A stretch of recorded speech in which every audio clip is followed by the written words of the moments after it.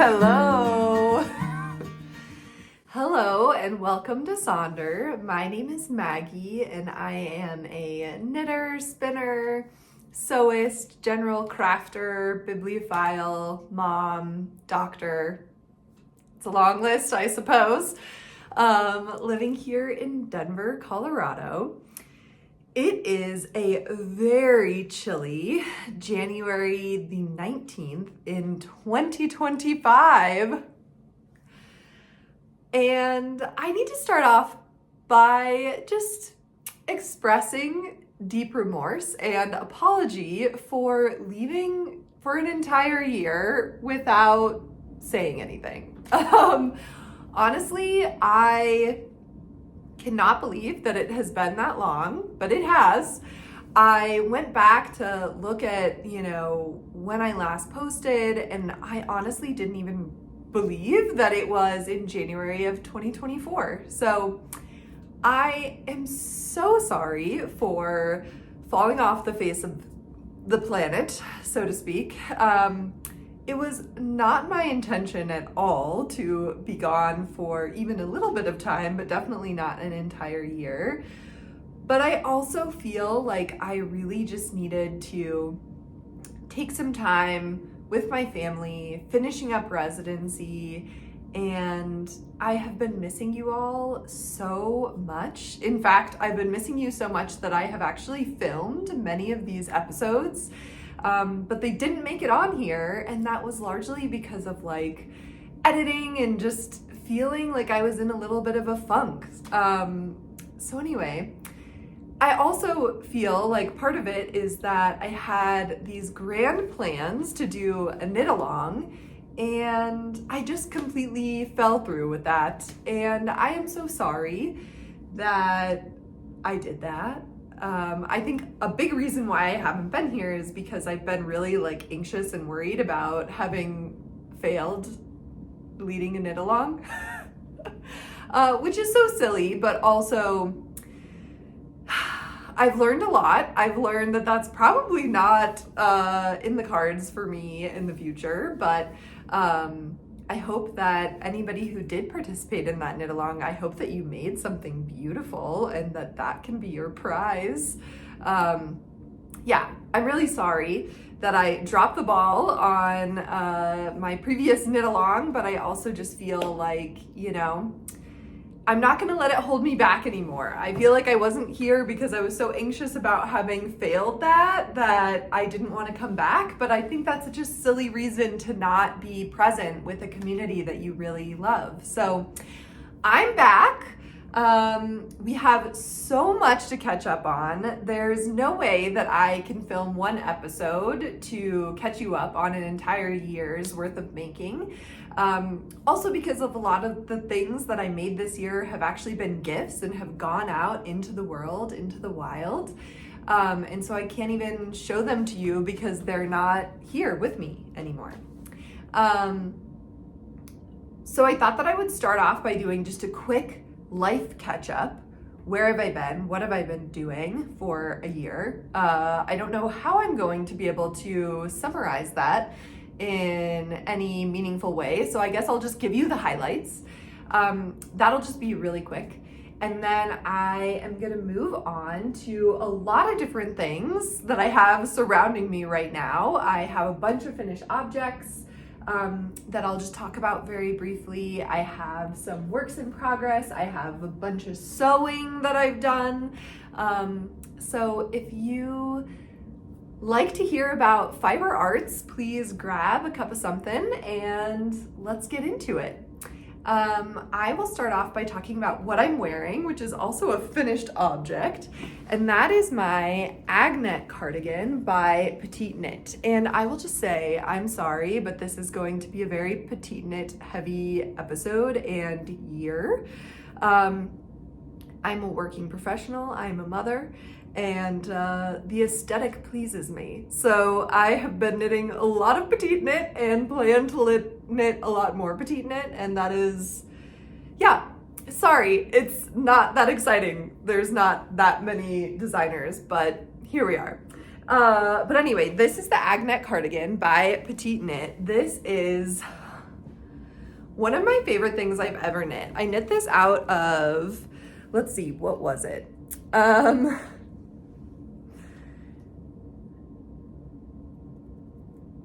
don't remember. The Lamb & Kid. It's something about the Lamb & Kid. It's the Lamb & Kid. It's their non-superwash base. I held 2 yarns together. One was their alpaca and one was like their alpaca equivalent to a mohair, their lace weight alpaca, which I don't remember the name of, Birdie maybe? And then the second one was this really beautiful 2-ply non-superwash yarn. That was a little bit more on the rustic side, and I held those two together to make this beautiful brioche cardigan. It is in the colorway Heirloom, which I think is just like the perfect description of this color. It feels like such a beautiful tomato red.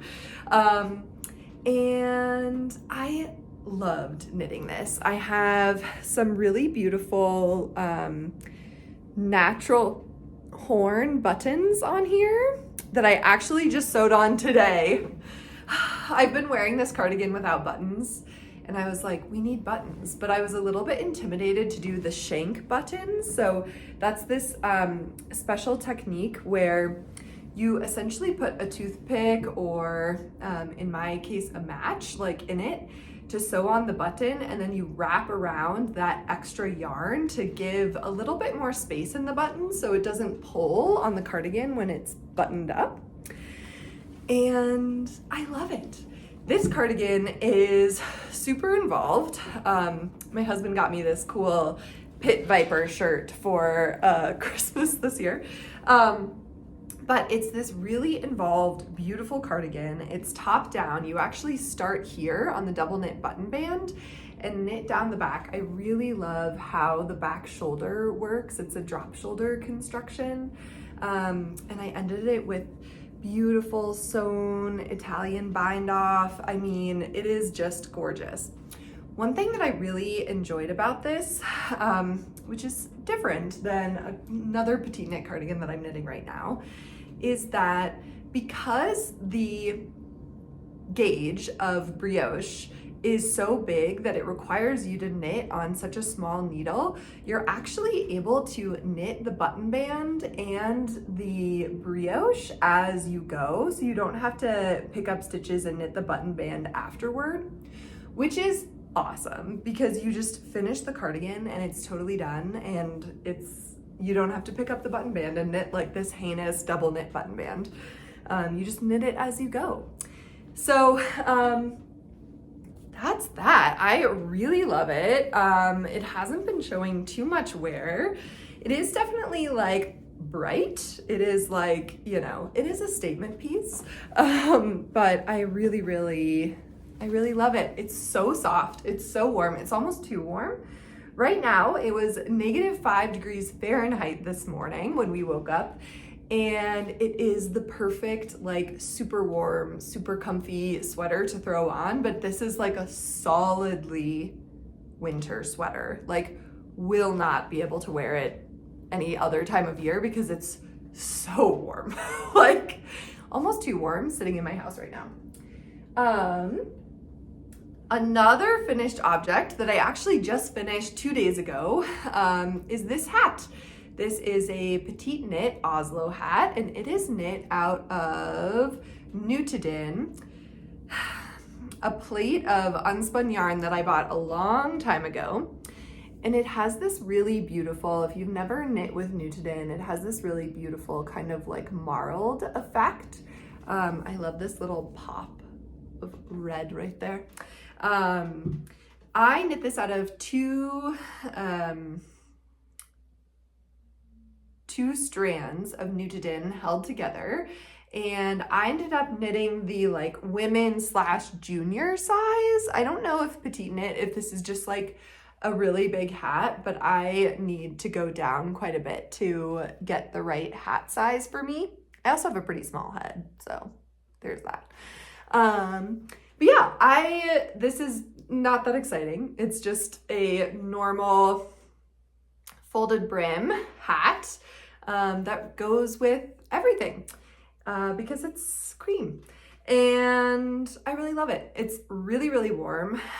For me, the Nutiden yarn is, I was talking to my husband about this yesterday, and I was like, it is tactile. It is definitely scratchy. Like, I feel like if people are like, it's so soft, it's not scratchy at all, I'm kind of like, meh. Like, I can wear it next to skin on my forehead. It doesn't really bother me too much, though I do have bangs, which I feel like does give a little bit of protection. But I will show you next that I finished a Nutiden sweater, and it is tactile. Like, I have to like be prepared to wear it. It's like kind of a lot. But I really love this. I feel like it's really versatile. I feel like this hat is so popular for a reason. I really love that there's a triple brim over your ears, but then just one fabric layer over the top of your head, because it kind of allows for air to flow out of your head, but to keep your ears nice and warm. So yeah, highly recommend. I mean, this is not anything revolutionary. Everybody knows about this hat. Okay, what to do with this? Do I just drop it on the floor? I have so much stuff to show y'all. Let me grab something to put my stuff on so I'm not just throwing it on the floor. Okay. Let's see. What next? The next finished object that I have is this Nutiden sweater that I was just talking about. This is the Petite Knit Monday sweater?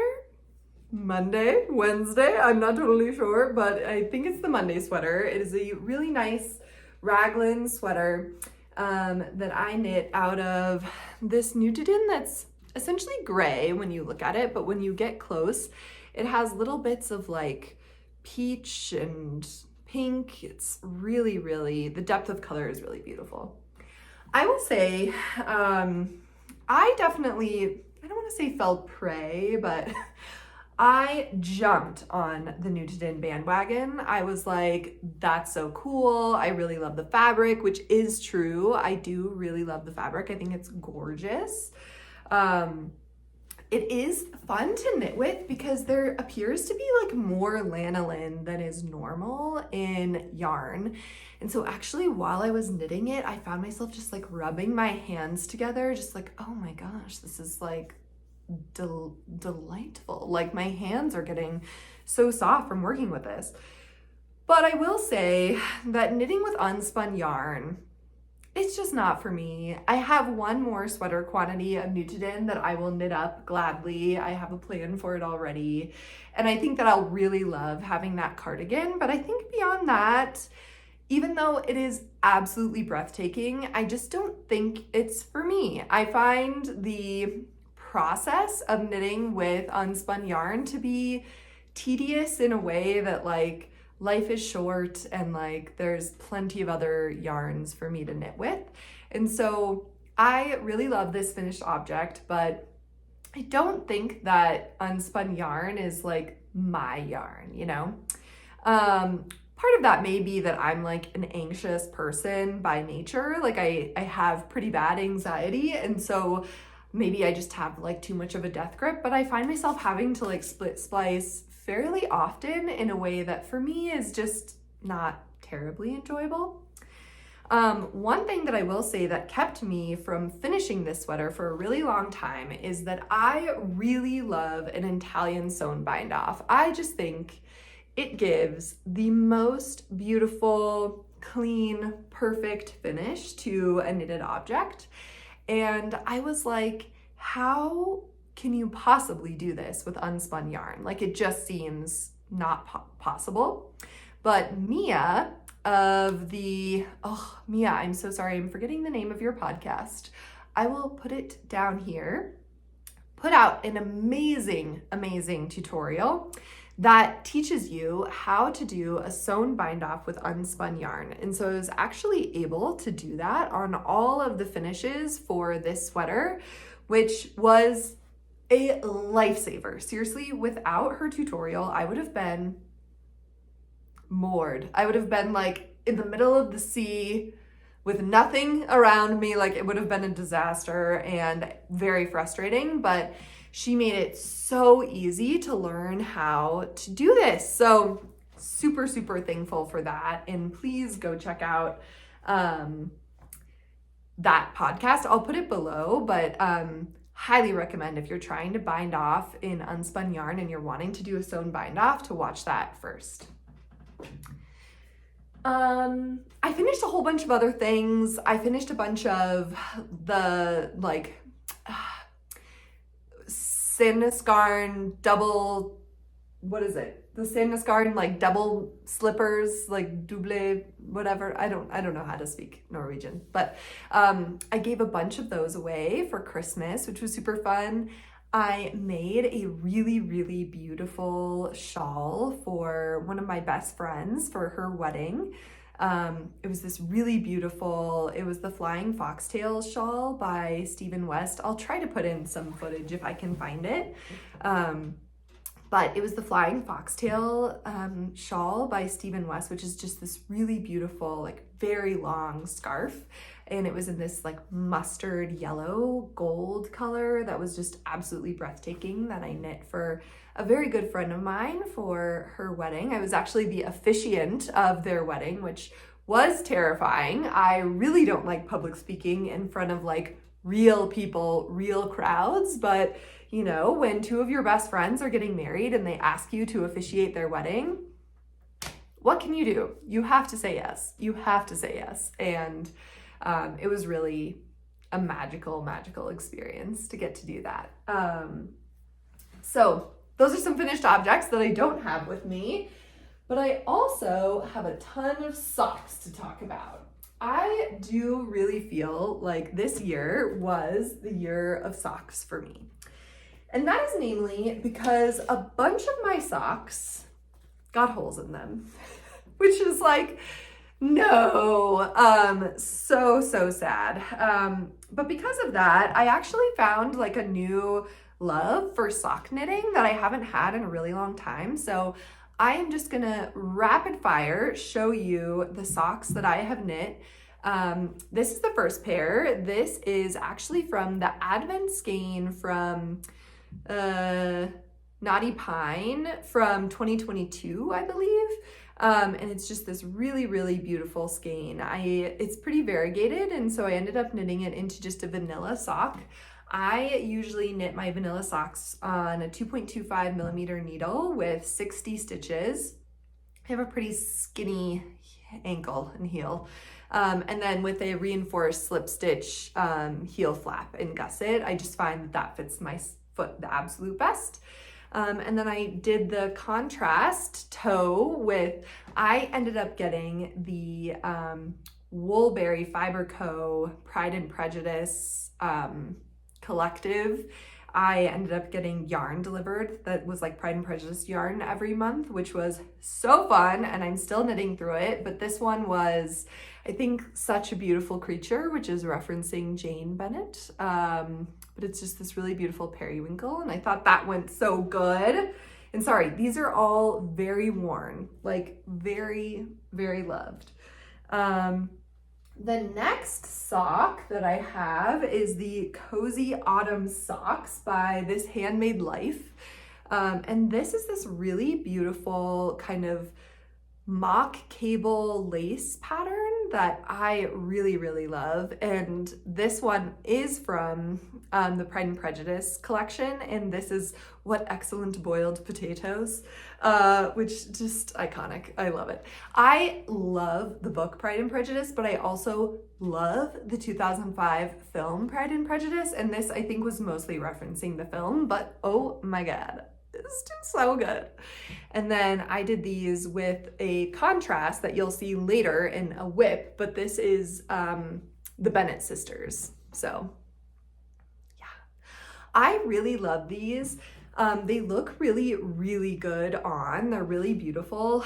And you don't use a cable needle at all for this. It's just all like knit together and yarn overs and like knits and purls. So highly recommend it. And I believe this is a free pattern. The next one I have is just a vanilla sock. This is a 3x1 rib, and this is, I think, mustache yarn in their like Grand Canyon colorway, I think. And there's nothing really to say about these. I really love them. I really love a stripy sock that doesn't have equal stripes. I don't know why, but I just find that to be really pleasing. And these were super fun to knit. And then here, we'll do a rapid fire. I don't know where the second of this sock is, but I promise this sock has a pair. This is actually the Nomadic Yarns self-striping yarn company, and this was Most Ardently, which is also a reference to Pride and Prejudice. So, you know, clearly I have a theme. I love Pride and Prejudice. What can I say? But yeah, I really, really loved this. And this one is actually, it's hard to tell on here, but this one is actually sparkly, which is so fun. I just love Stellina from time to time. And then let's see. These ones are the Galliano socks by Tracy Miller. And this is this really beautiful lace and cable pattern that just goes down the front of the sock. I really, really enjoyed knitting these. And this, I don't remember actually what this yarn is. That's actually, I don't like, it's more of that. It's like this really nice kind of like mahogany burgundy color of sock. But you know, the pattern might be getting lost a little bit, just because they are such like dark socks, but I don't care. I love them. And let's see. This is the September Woods socks by This Handmade Life. These are really fun. They have this kind of like leafy pattern at the top, and then some twisted rib that then goes into on the leg, a 3x1 rib, which I thought was really pretty. These are a little bit weird, like they look odd if they're not on the foot, but when they're on the foot, they look amazing.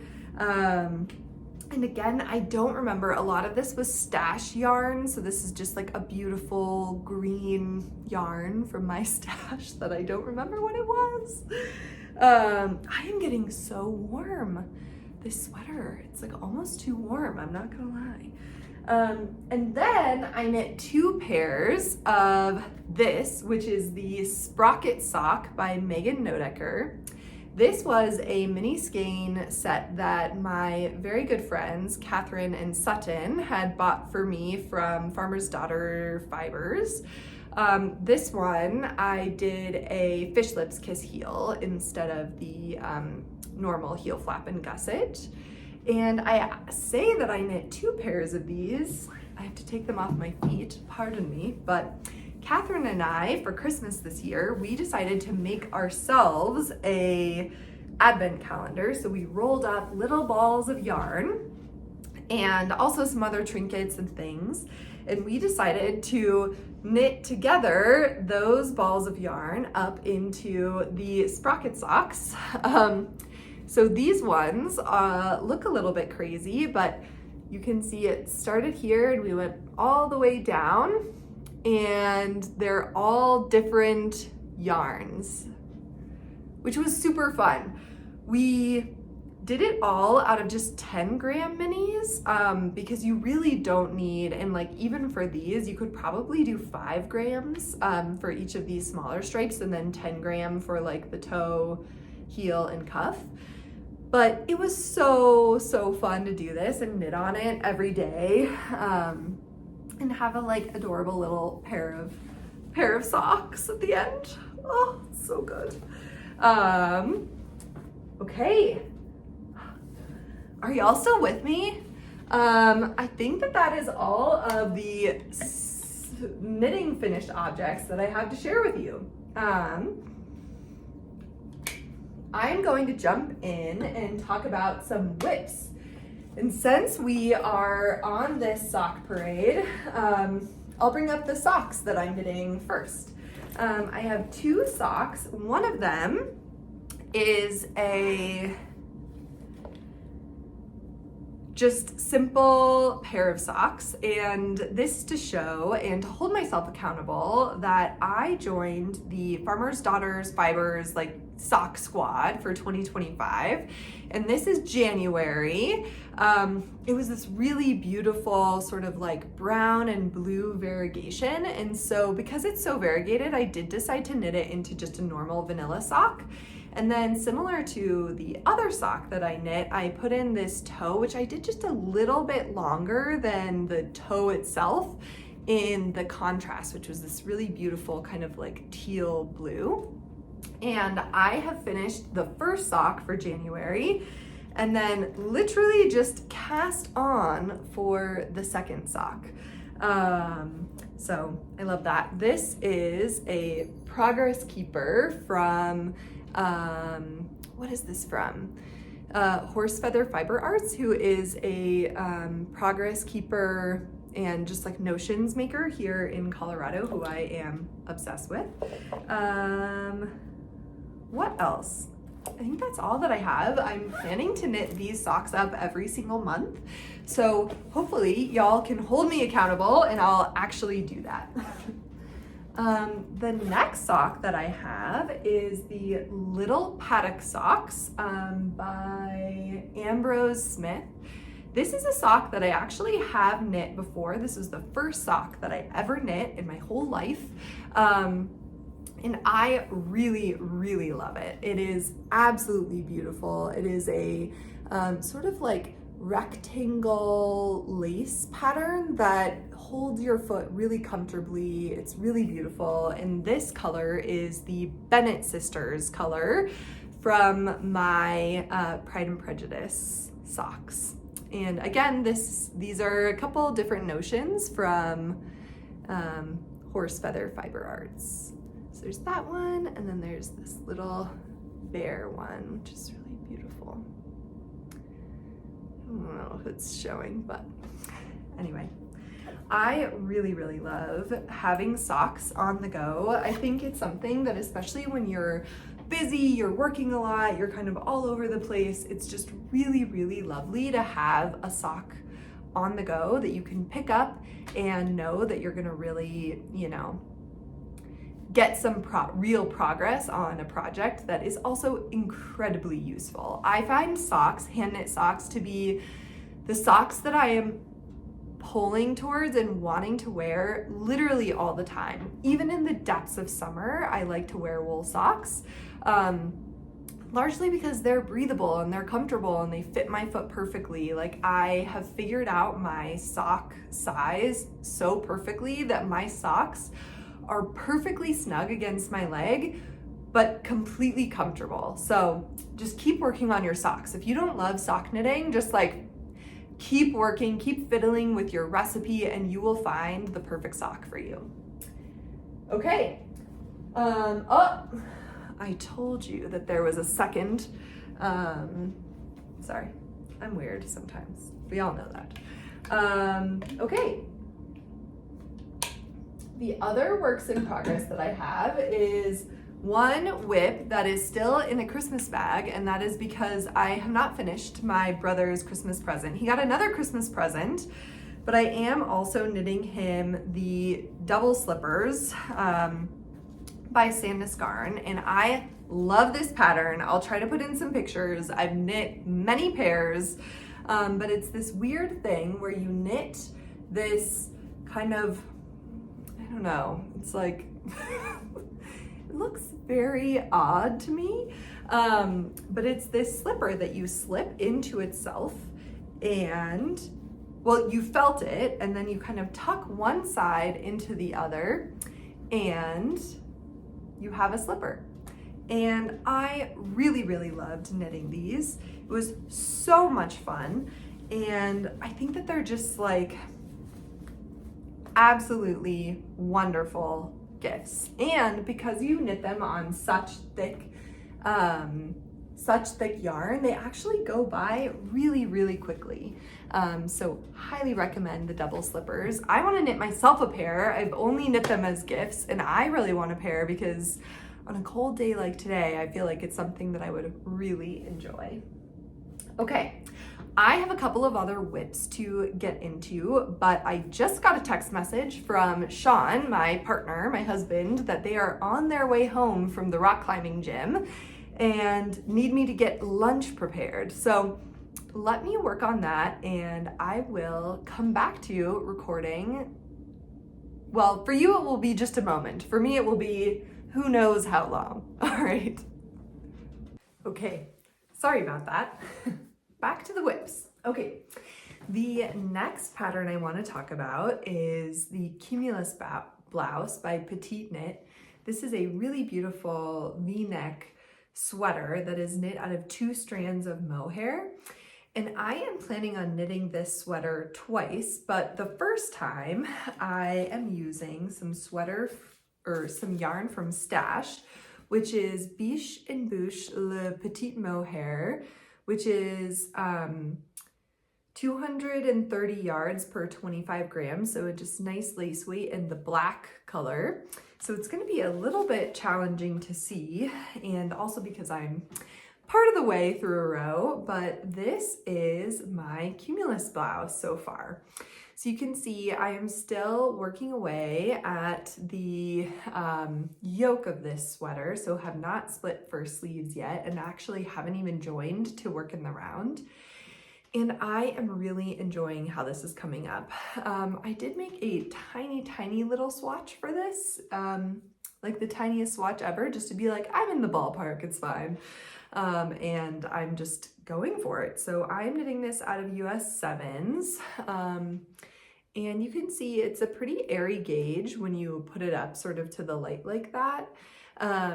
But when it's against the skin, I really feel like it seems, essentially opaque. And also this is unblocked, and once the mohair blocks, I think it will really sort of poof up and fill in all the gaps. I also think that it's supposed to be a little bit on like the looser gauge end of things, and so I really love it. I think having a all black sweater is something that I'm gonna wear a lot to things like work and stuff like that, and also just like casually in my life. I feel like it's something that I'll be able to throw on really easily. So yeah, this is the first Cumulus blouse.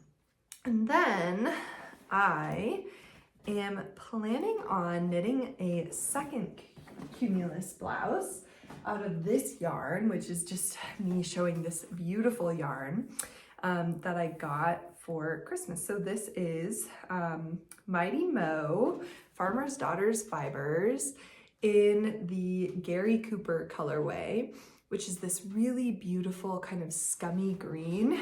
And this is essentially, exactly the color of my eyes.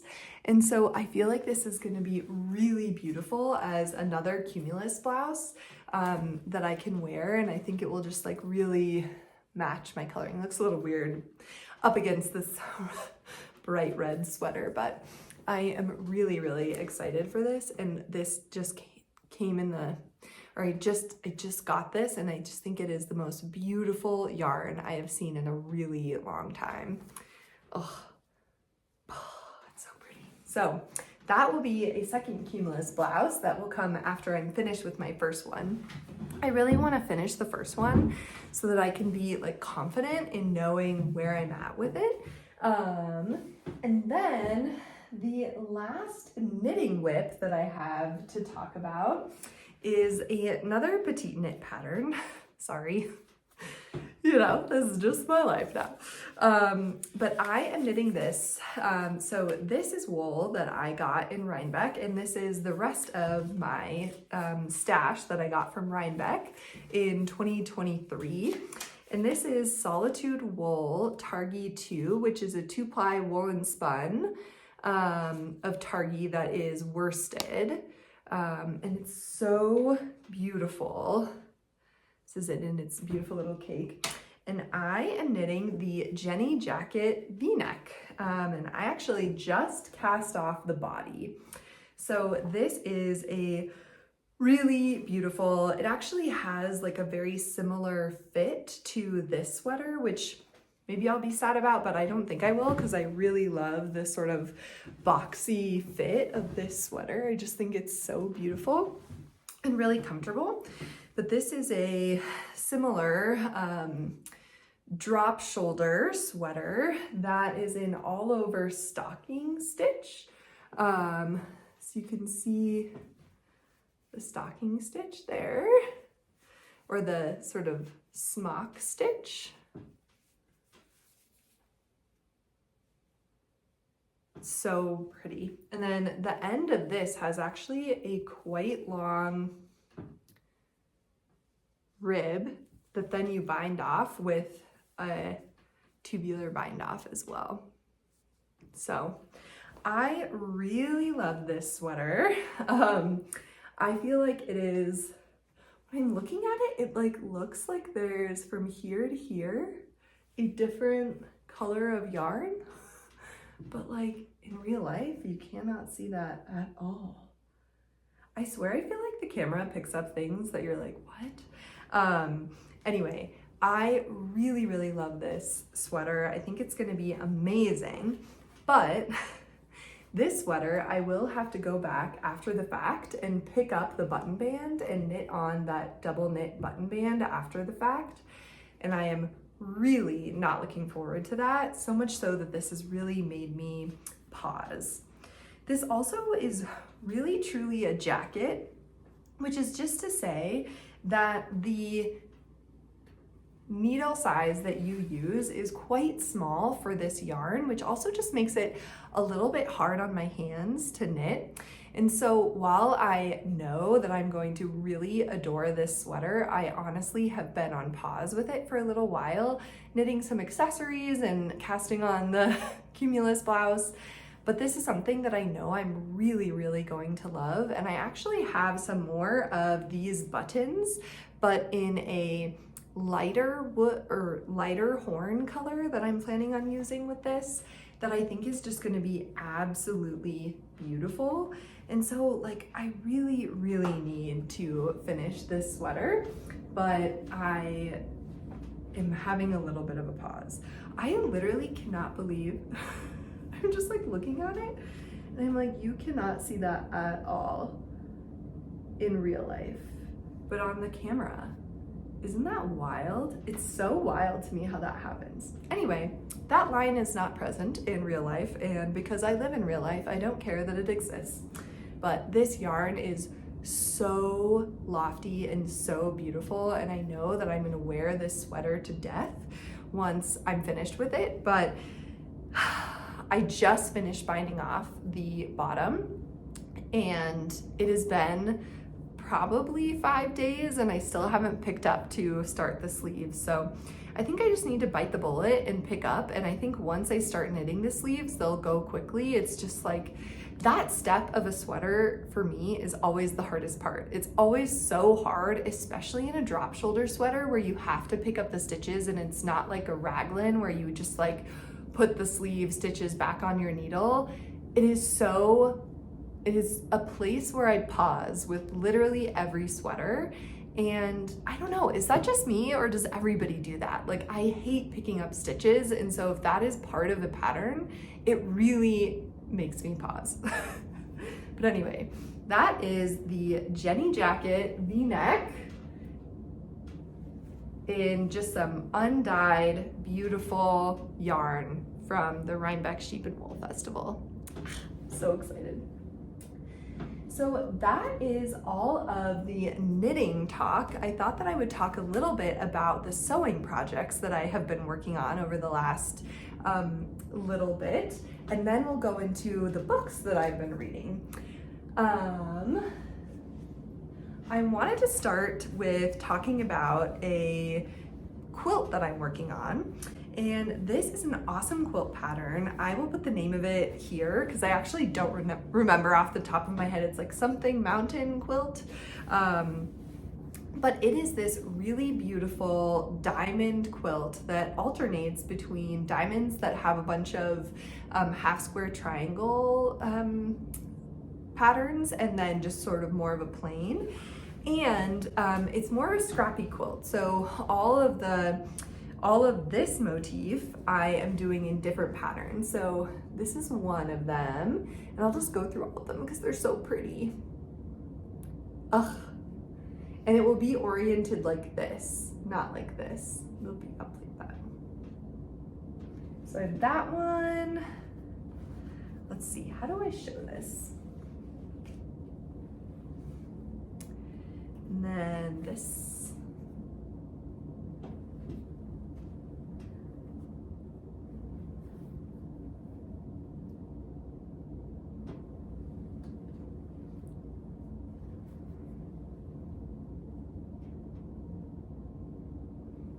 These have been so fun to make. I feel like they look really beautiful and really difficult, but they actually aren't very hard to make. And like, my blocks aren't perfect, but I don't care. This one I love, it has books.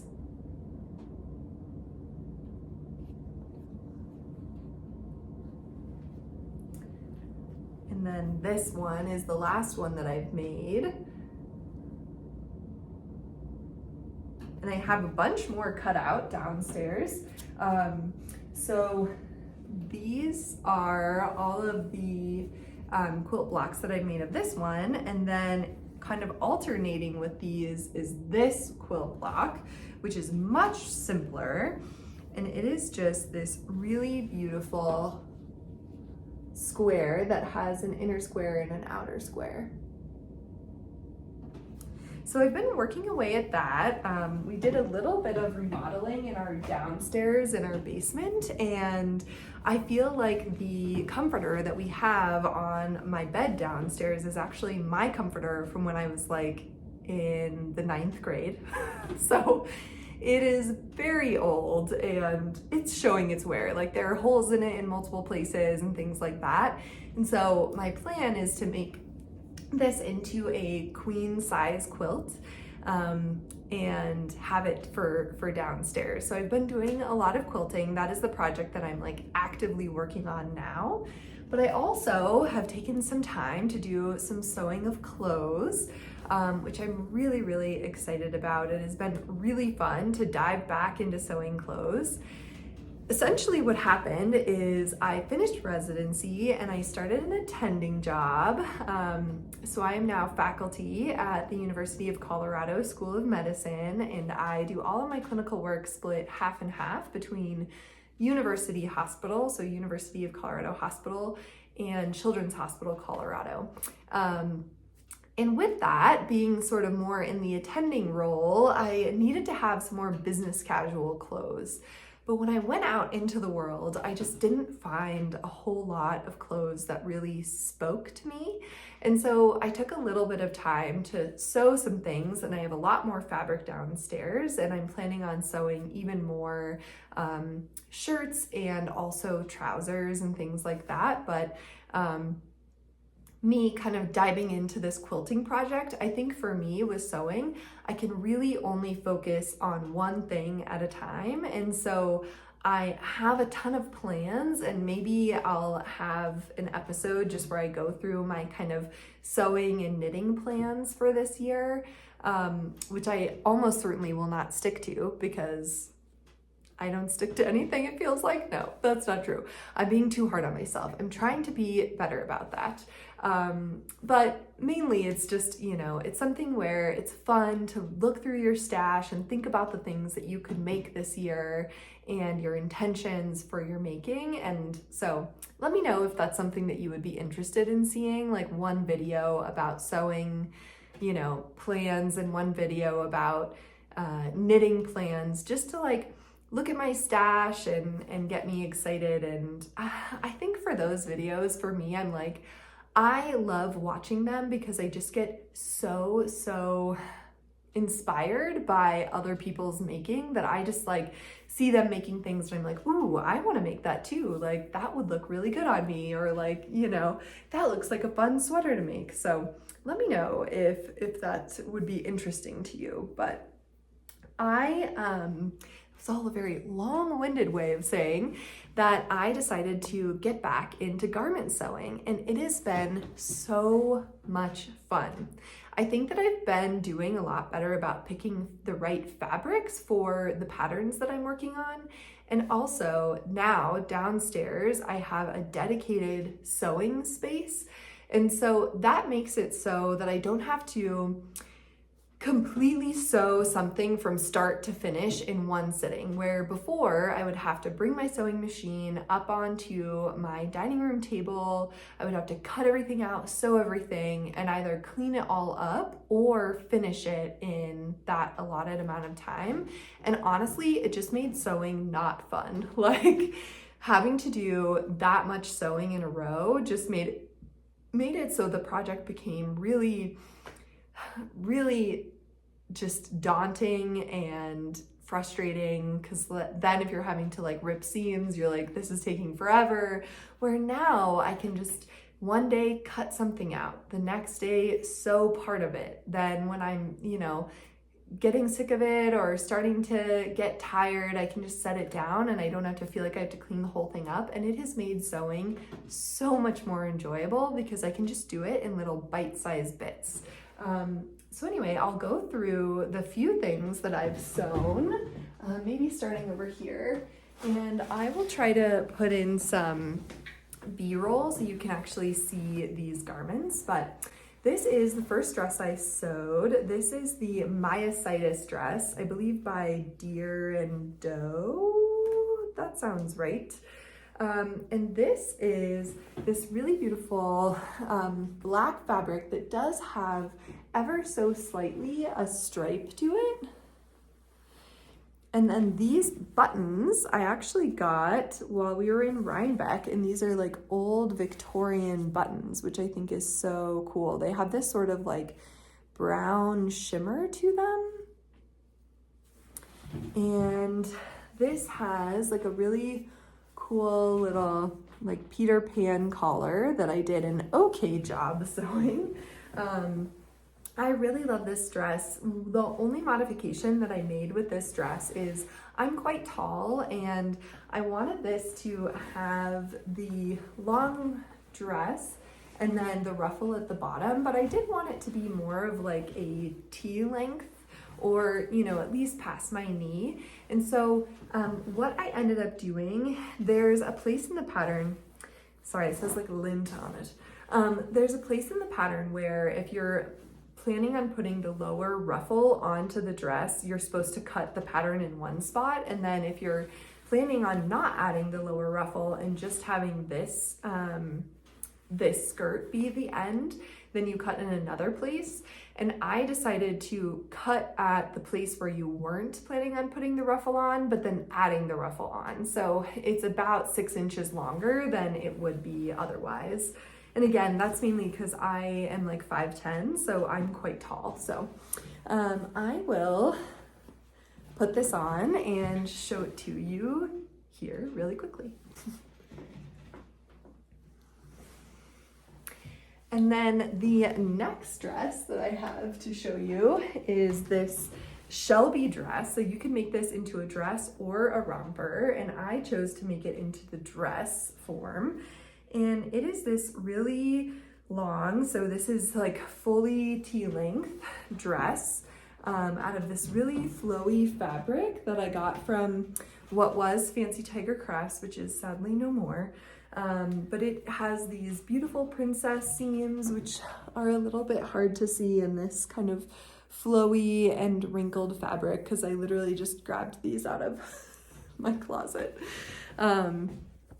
I thought it was going to be really hard to sew with this fabric, but it was actually really easy. And then the buttons that you have on here are actually the same buttons as these, but just in the smaller version. And so they're these like really cool natural wood buttons, or sorry, natural horn buttons.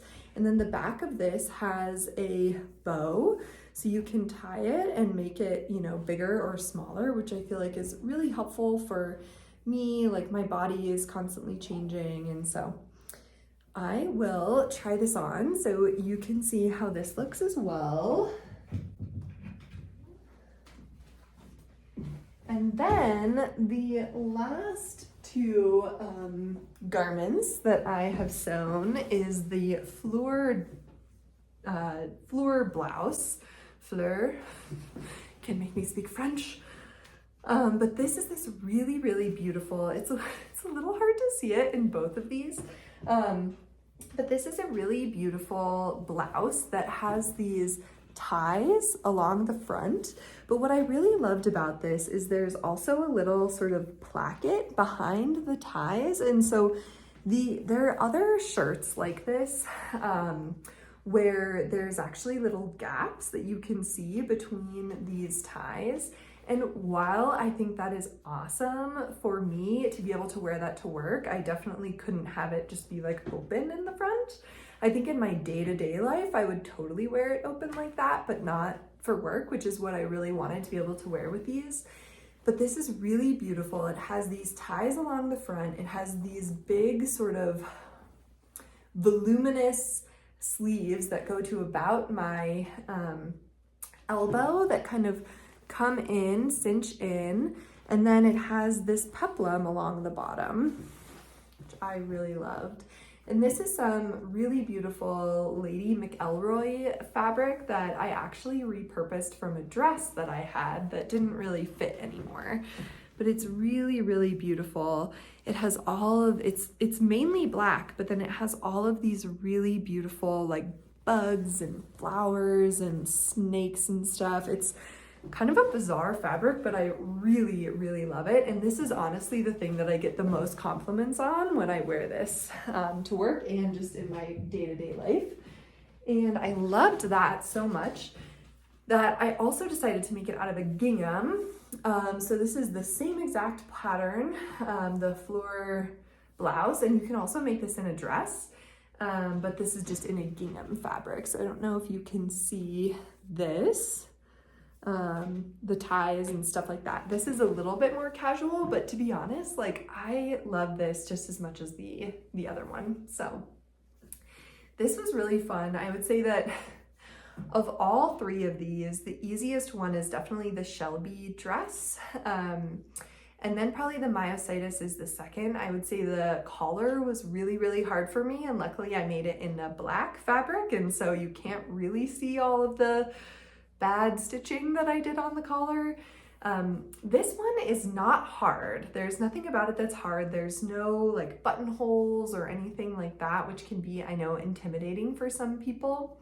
So I guess in a way this might be the easiest, but I would say that this had a lot of, this shirt, while beautiful, has a lot of like sort of fiddly smaller bits, mainly because you have to make all of these ties, which are just beautiful and not hard, but they're small, which I think the small things are the things that I find the most annoying. And then there's a lot of gathering, like for a shirt, you know, you're just like, I am gathering here and gathering here and gathering here. Like, I don't love gathering. And so I think for me, I love the way it looks, but the act of doing it, I find to be not that enjoyable, but the finished object is worth it. I really love it. And I think that I would really love to make this as a dress as well. I honestly feel like this is a really beautiful, like breastfeeding friendly option if anybody out there is in that stage of their life as I currently am. All right.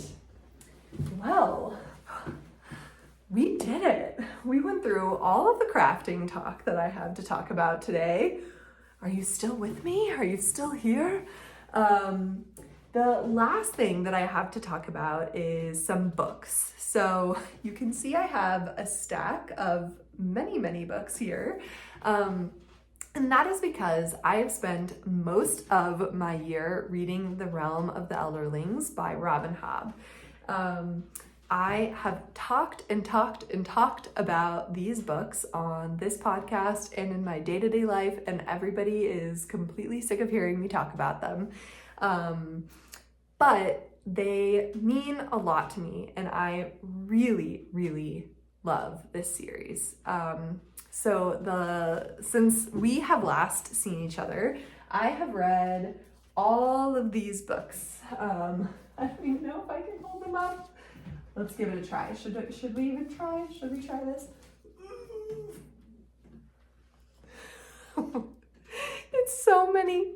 It's so many.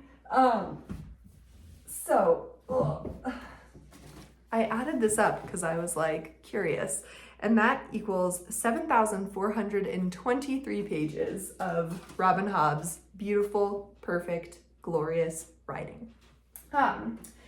So where to even begin? I'll just tell you about the first trilogy, because this is a very, very long series that is completely worth it. But the first trilogy, In the Realm of the Elderlings, follows Fitz Chivalry Farseer, who is the bastard son of the king-in-waiting Chivalry Farseer. And when Fitz is sort of discovered, or when they realize that Chivalry has had a bastard son, Chivalry abdicates the throne out of just shame. And he sort of goes off and lives in the mountains with his wife, Patience, and Fitz Chivalry is raised in Buckkeep, which is the center of the plot. And he is raised to be an assassin for the Farseer family, the sort of royal family. And it follows Fitz, this series literally follows Fitz from when he is like 4 or 5 years old all the way up until he's in his 60s right now, which is where I'm reading. And it is just the most exquisitely beautiful, perfect story that you could ever imagine. The beautiful thing about this, because I think that it would be really, really challenging to jump into a fantasy series if you know that you are getting yourself into like 16 books, like that are all like 900 pages.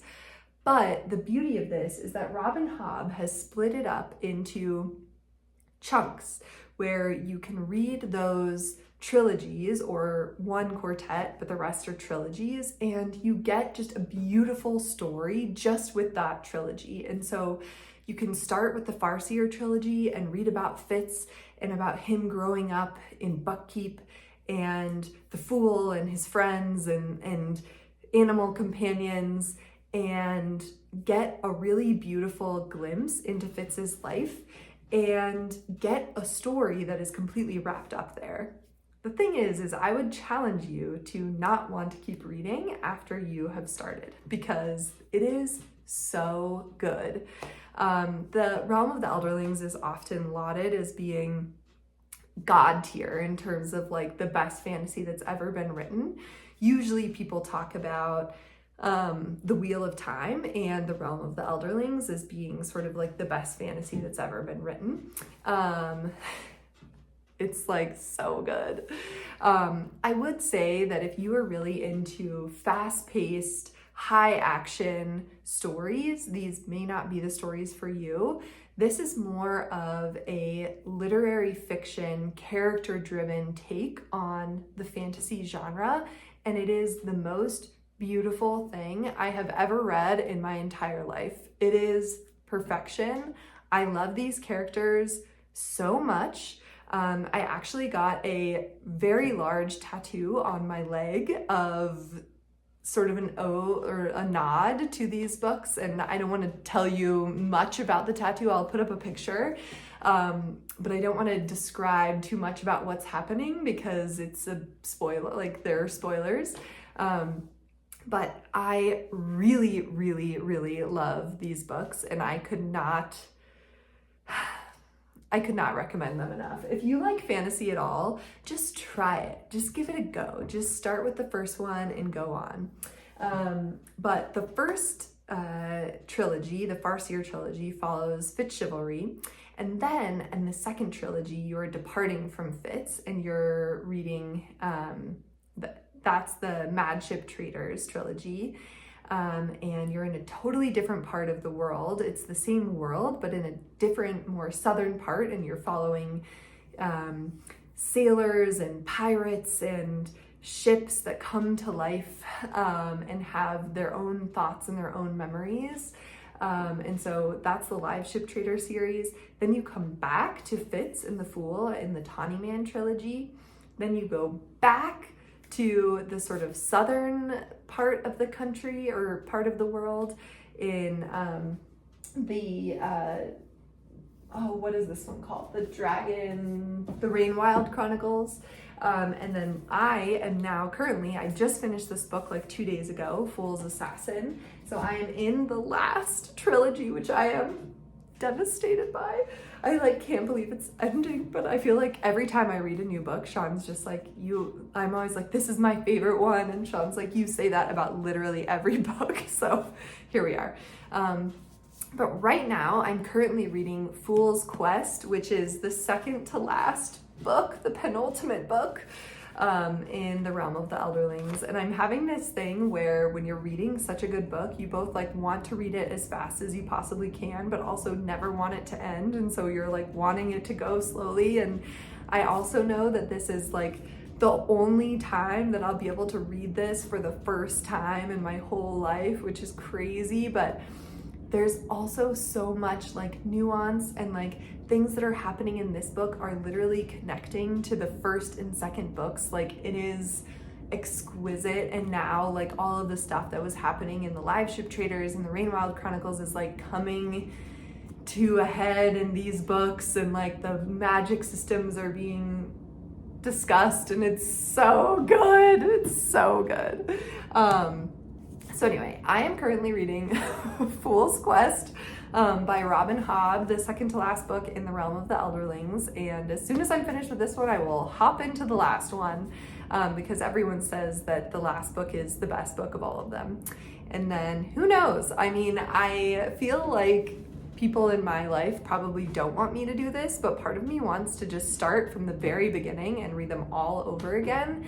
Mainly because I think this on a reread would be so magical, because there's so many things that happen in this book that are so subtle and are sort of nods to what's going to happen in the future that I think a reread of this would be completely magical. So that is the realm of the Elderlings. If any of you like fantasy, please run, don't walk to the bookstore and pick it up, or your local library. I do find that it's pretty easy to get a lot of the audiobooks and things like that online with your library. So if that's the way you like to read, please read it. It's so good. Oh my gosh. And if you do read it, tell me about it and we can talk about it, because I have one other friend, Sutton, who is reading these books with me, and we are just talking about it all the time and constantly texting back and forth about what's going on. But it is just, I could talk about it for days. So it is the best thing that I've ever read, and I've read a lot. So if you like fantasy, if you like literary fiction, this is the series for you. The other books that I wanted to read are one book that I'm currently reading right now, and then two of the best books that I read last year that were not part of the Farseer trilogy or part of the realm of the Elderlings. I also read a bunch of other books, but they were either deeply mediocre or just aren't that interesting, or really noteworthy. They're mainly romance books that you can find on your own. They're not revolutionary. I read a lot of hockey romance books because I like hockey a lot, and so there are a couple different writers who have series of romance books that are all hockey romances. So I read a lot of those, and if you want recommendations for hockey romances, I can steer you in the right direction. But other than that, these are really the two books that I read last year that I think are worth reading, and then the other book that I'm currently reading. So The book that I'm currently reading, I'm reading this as a read-along with my good friend Natalie. I'm about halfway through, and I am reading this with my eyes, so not listening to it. But this is Tomorrow and Tomorrow and Tomorrow by Gabrielle Zevin. This is really interesting. This follows two main characters, well, kind of three, but really two main characters.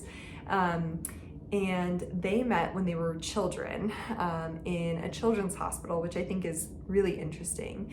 And then it talks about them kind of having their friendship when they were children, which I won't give away what happens, but they kind of fall out of contact with each other, and then they run into each other again in Boston, which they grew up in LA. So across the country, they're going to college and they run into each other again. And it is about them creating a game, a video game, but it's about so much more than that. I am not a big video gamer, so I don't know much about gaming, but hearing how they create this game and the artwork and the mastery that they put into it is so fascinating. And I would say it's really more of a character study on two people who are artists, kind of navigating the world and navigating relationships. And I'm only about halfway through, so I can't say that I know exactly how it will end or what will happen with them, but I can say that this is so beautifully written. It is exquisite. I really love it. I'm really enjoying it. There are many sad moments, I will say, but it's so fascinating. So I am really enjoying Tomorrow and Tomorrow and Tomorrow, and hopefully I will have it done by the time I see you next. And then the last two books that I wanted to talk about are ones that everybody has probably talked about. The first one is Lincoln in the Bardo by George Saunders, and this won the Man Booker a couple of years ago. This was incredible. I highly recommend that you read this with the audiobook. The audiobook is incredible.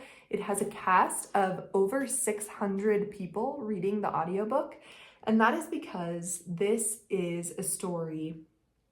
You know what? I think I'm actually, for these ones, I'm just gonna read the dust jacket, because I think that will describe what the book is about better than I can. In his long-awaited first novel, American literary master George Saunders delivers his most original, transcendent, and moving work yet, unfolding in a graveyard over the course of a single night, narrated by a dazzling chorus of voices. Lincoln in the Bardo is an experience unlike any other, for no one but Saunders could conceive it. February 1862. The Civil War is less than 1 year old. The fighting has begun in earnest, and the nation has begun to realize it is in for a long, bloody struggle. Meanwhile, President Lincoln's beloved 11-year-old son, Willie, lies upstairs in the White House, gravely ill. In a matter of days, despite predictions of recovery, Willie dies and is laid to rest in Georgetown Cemetery. "My poor boy, he was too good for this earth," the president says at the time. "God has called him home."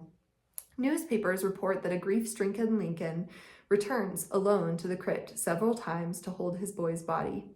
From the seed of historical truth, George Saunders spins an unforgettable story of familial love and loss that breaks free of its realistic historical framework into a thrilling, supernatural realm both hilarious and terrifying. Willie Lincoln finds himself in a strange purgatory where ghosts mingle, gripe, commiserate, quarrel, and enact bizarre acts of penance.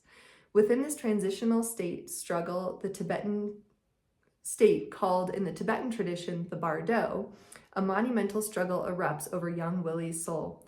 Lincoln in the Bardo is an astonishing feat of imagination and a bold step forward from one of the most important and influential writers of his generation. This is so incredible. So the reason why there are 600 narrators is because of all of these ghosts.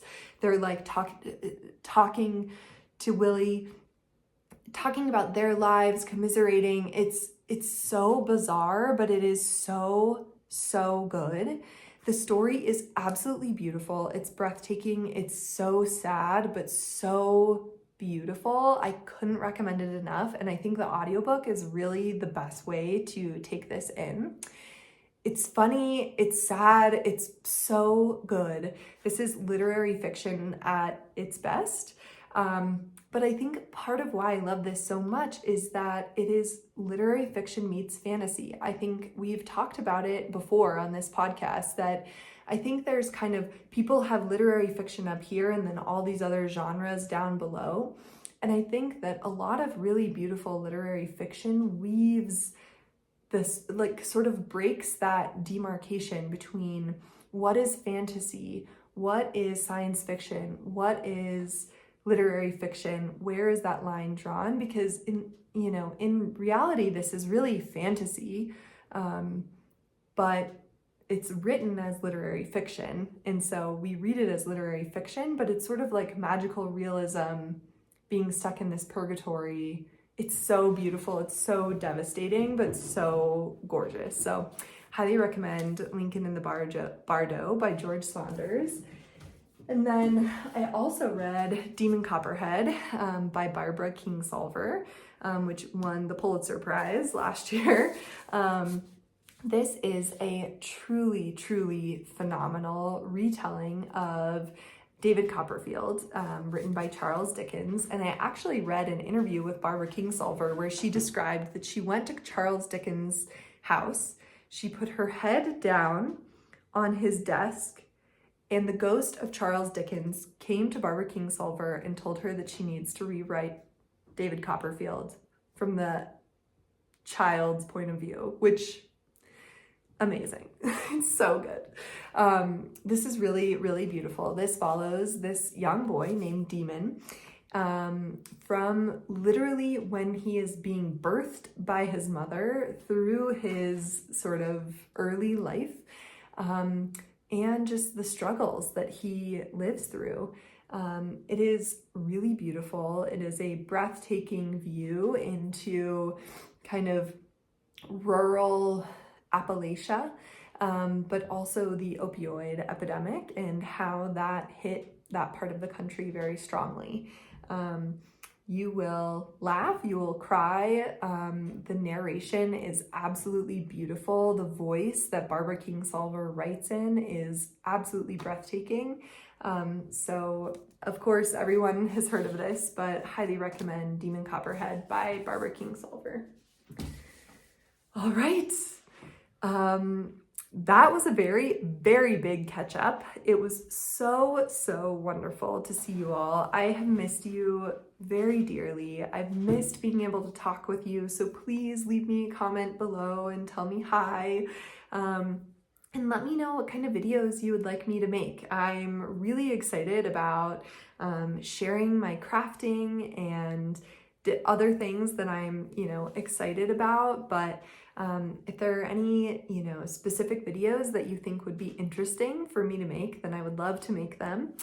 And thank you so much for your patience. Thank you so much to everybody who reached out to me, asking me to come back and asking me where I was. It was really, really sweet. And I'm really excited to share more this year. That's a really big intention of mine, is to connect more, to share more, to document for you, but also for myself, because these are things that I want me and my daughter to be able to look back on. So with that, I hope that you are taking care of yourselves.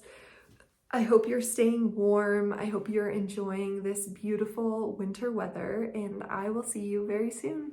Bye. I'm ready.